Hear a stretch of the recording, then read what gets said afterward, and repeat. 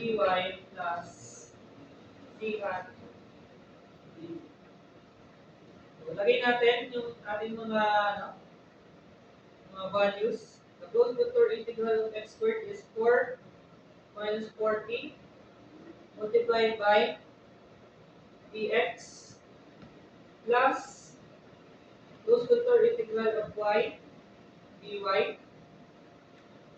which is equivalent sa 3 minus 2p dy plus integral of z times dz. Since this is 0, ay 0. Then, the resulting equation is equal to 4 minus squared to 4 minus 4t squared. Ang dx natin is negative 4 dt plus closed vector integral of 3 minus 2t negative 2 dt plus 0. So, yan. So, recall that the closed vector integral of a dot dl is same as the magnitude of a times the differential of the magnitude of the differential of l. Diba? Cosine p a dl. Tanda. Ngayon, itong approach na to, hindi ito gagana. So, bakit? Kasi, kapag cross product natin itong function na to, ito ay absolute value of f. Diba? Kasi, siya ay scalar. Wala siyang unit vector. Walang direction. Ngayon, si differential of s, ito yung ibig sabihin niya. Kapag cross product natin yan, lalabas ng result nito ay 0. So, gamitin natin itong approach na to. ADL. Kunin natin yung magnitude ng DL, which is DS. Equal lang yan sa square root of.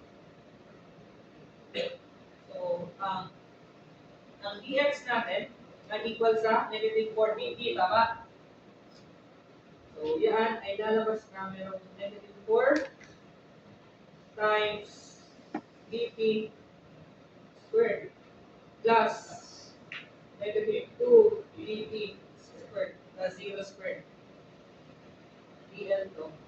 So, the magnitude of DL or DS na lang para uniform is equal to the square root of 16 dt squared plus 4 dt squared. Factorable si dt, di ba? So, convert into this form, square root of factorable din si 4. 4 times, then factor natin si dt squared times, ano yung matitira? 4 plus 1. So, 5. Then, yung loob, magiging 2 dt square root of 5. So, ipalit natin, multiply na natin. So, using this equation, meron tayong x squared plus y plus 4c multiplied by 2 square root of 5 dt. 2 square root of 5, those control integral of 4 minus 40 plus 3 minus 2t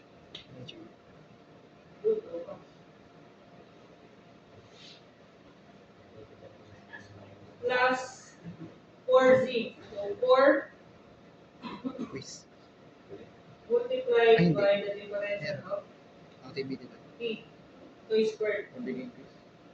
Gets? Then 2 square root of 5. Ano yung bounds natin? Yung bounds natin ay, check na lang natin, yung points ay 431001. 431 011. Check. If x equals 4, then meron tayong 4 minus 40. 4 minus